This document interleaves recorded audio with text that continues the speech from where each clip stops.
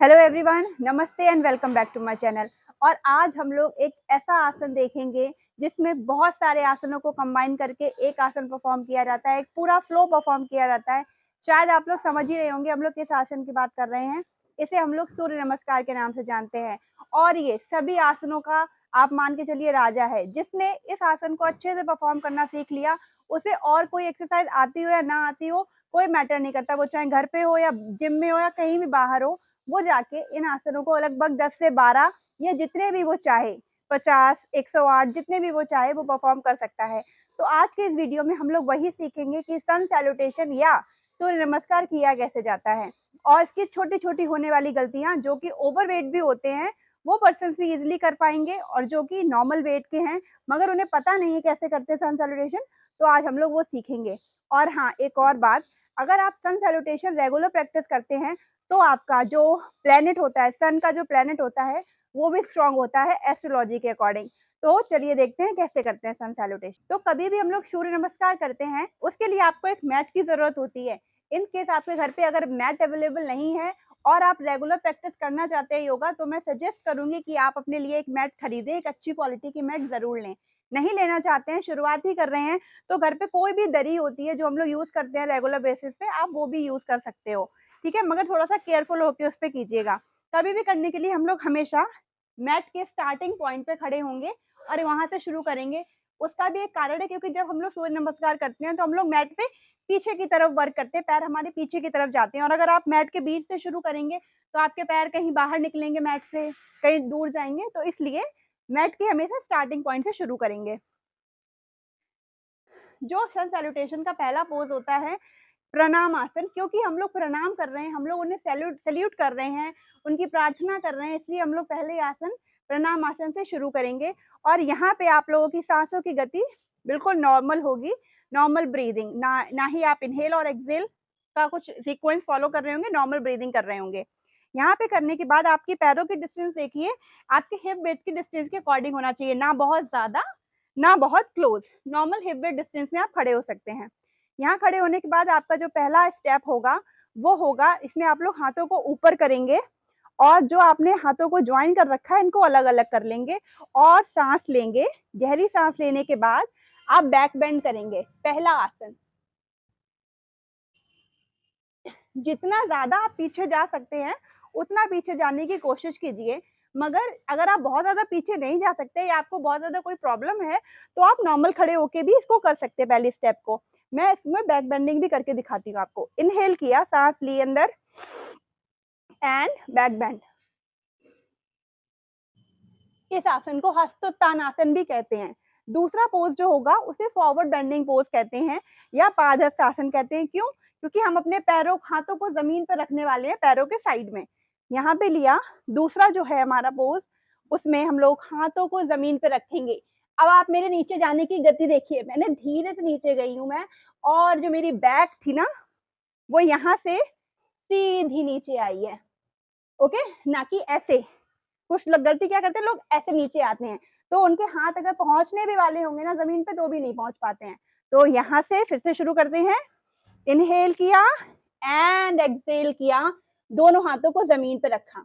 अगर आप फ्लेक्सिबल हैं तो आपके हाथ जमीन पे आसानी से पहुंच रहे हैं, कोई प्रॉब्लम नहीं। अगर आपके हाथ यहाँ एंकल्स पे भी पहुंच रहे हैं तो भी कोई प्रॉब्लम नहीं, आप यहाँ रख लीजिए। इनकेस नहीं पहुंच रहे तो आपने हल्के से नीज को बेंड कीजिए, अपने घुटने को मोड़िए और फिर जमीन पे हाथ रखने की कोशिश कीजिए। यहाँ आपने हाथ रखा। हाथ रखने के बाद अब आप अपना पैर उठाएंगे, राइट लेग उठाएंगे और इसको पीछे की तरफ रखेंगे और जमीन पे डाउन कर देंगे। यहाँ करने के बाद आपने पैर को किया फ्लैट। हम सांस लेते हुए गए और हमने इसको पीछे रखा। सांसों की विधियों का भी खास ख्याल रखिएगा, तो आपका ये सन सैल्यूटेशन और इफेक्टिव हो जाएगा। इस पोजीशन में बैठ गए, इसको हम लोग अश्व संचालन आसन भी कहते हैं या हॉर्स राइडिंग पोज कहते हैं या रनिंग पोज कहते हैं। इस आसन में बैठने के बाद आपको सामने देखना है। अभी पैर हमारा फ्लैट है पीछे, हम इसको टक करेंगे। पैर को टक करने के बाद हमने नी को उठाया फ्लोर से, दूसरे पैर को भी उठा के हम पीछे ले गए और यहाँ पे दो आसन बनते हैं। चाहे तो आप माउंटेन पोज में जा सकते हैं, यानी कि पर्वत आसन, या फिर आप सीधे इस पोज में फलक आसन में भी जा सकते हैं या प्लैंक पोज में। अगर आप बिगिनर हैं तो सजेस्ट करूंगी मैं कि आप इसी पोज में रहो। फिर आपने यहाँ से की अपने नीज को ड्रॉप, दोनों नीज को जमीन पर रख दिया।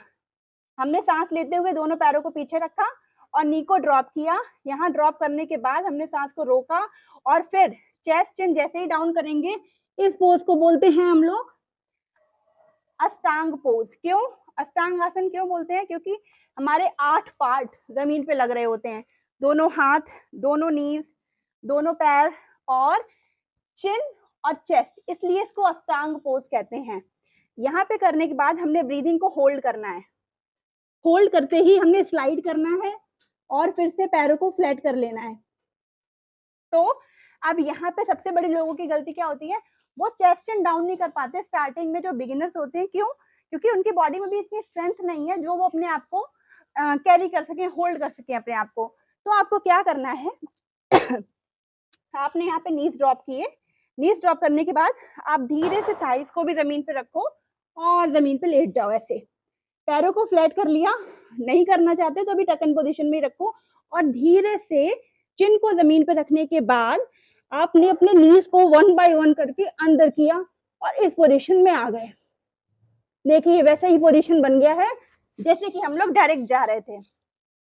ओके, तो अगेन फिर से देखिए, धीरे से जमीन पे लेटना है, चिन को भी डाउन करना है, हाथ को बाहर नहीं खोलना है, अंदर की तरफ ही रखना है और इन। ये इन करने के बाद हमने स्लाइड करना है और पैरों को फ्लैट करते हुए भुजंगासन में आ जाना है। यहाँ पे हमें अपनी सांस को लेना है, यहाँ पे सांस को रोकना था, यहाँ पे सांस को लेते हुए ऊपर आ गए। भुजंगासन करने के बाद हमें जाना है माउंटेन पोज में। पैरों को फ्लैट रखने की कोशिश कीजिए, अगर नहीं होते हैं तो कोई बात नहीं, आप पैरों को टक इन पोजीशन में ऐसे भी रख सकते हो, अपनी हील्स को जमीन पे बिना डाउन किए। फ्लैट का मतलब जमीन पे डाउन बिना किए भी आप ऐसे रख सकते हो और अपने हेड को जमीन पे टच कराने की कोशिश करो जितना हो सके और आप लोगों के शोल्डर में अच्छा खासा स्ट्रेच आएगा। यहाँ से आने के बाद हमने एक्सहेल करते हुए यहाँ पे इनहेल किया, फिर से अपने पैर को उठा के दोनों हाथों के बीच में फिर से रख दिया। अब आती है सबसे बड़ी दिक्कत, यहाँ से लोग डायरेक्ट पैर उठा के नहीं रख पाते हैं।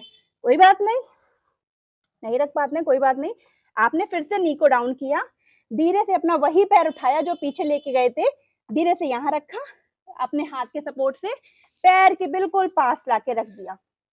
अब बस खड़े हो जाना है, दूसरा पैर को भी उठा के यहाँ रखना है, जमीन पे हो सके अपना हेड टच हो जाए अगर तो हेड टच कर लो और सीधे बैक को करते हुए ऊपर आ जाओ। और यहाँ आने के बाद again back bend and relax. अगर आपको ये मेरा चैनल पसंद आ रहा हो, आपको मेरी करवाई हुई एक्सरसाइजेस पसंद आ रही हो और आपको मेरे साथ एक्सरसाइज करना हो या मेरी क्लासेस को ज्वाइन करना हो, तो आप नीचे दिए हुए नंबर पे अब मैसेज कर सकते हो, जिससे मेरी टीम आपसे रीच आउट करेगी और आपको सारी इन्फॉर्मेशन मिल जाएगी क्लासेस के रिगार्डिंग। और अगर आपको इंस्टाग्राम पे मुझे चेक करना हो या फिर उसके वहाँ पे वीडियोस फॉलो करने हो तो उसका लिंक भी आपको डिस्क्रिप्शन बॉक्स में दिया गया है, आप उसको भी फॉलो कर सकते हैं। आधा राउंड सन सैल्यूटेशन का, अभी इसको अगर हम लोग पूरा करेंगे तो कैसे करेंगे, इसमें मैं पूरा सीक्वेंस सिखाऊंगी बिना रुके हुए, आप उसको देखिएगा। बार बार आपको फिर नमस्कार करने की जरूरत नहीं है अगर आपने एक बार कर लिया था। तो मैं यहाँ से शुरू करती हूँ। Inhale, both hands up, exhale, head down, left leg back, Asusanchalan, inhale here, again take it back, inhale and exhale, both things. Now here, hold your breath, सांस को रोकना है, Ashtang, chest and down and come into cobra pose. From here, inhale करते हुए वापस जाएंगे हम लोग माउंटेन पोज में, exhale करेंगे और अपने नेबल पॉइंट की तरफ देखने की कोशिश। फिर से उसी लेग को उठा के दोनों हाथों के बीच में रख दिया, पैर को फ्लैट कर दिया पीछे वाले और हमने उसमें एक्सहेल किया था, यहाँ पे इनहेल किया, फिर से दूसरे पैर को उठा के रखा यहाँ पे, फिर से एक्सहेल किया और धीरे से हाथों को ऊपर लेके आए and again do back bend and relax. ये हमारा एक राउंड कंप्लीट हुआ है सन सैल्यूटेशन का। अगर आप बिगिनर हैं, आप स्टार्टिंग में आपने पहली-पहली बार सीखा है, तो पहले कोशिश कीजिए कि 5 राउंड में सीखिए, इसको अच्छे से परफ़ॉर्म कीजिए और फिर उसके बाद धीरे-धीरे आप इसको बढ़ा सकते हैं और रेगुलर प्रैक्टिस कर सकते हैं। अपने सन प्लैनेट को और भी स्ट्रॉन्ग बना सकते हैं और मेरी क्लासेस में भी एनरोल कर सकते हैं। Thank you, bye bye and take care.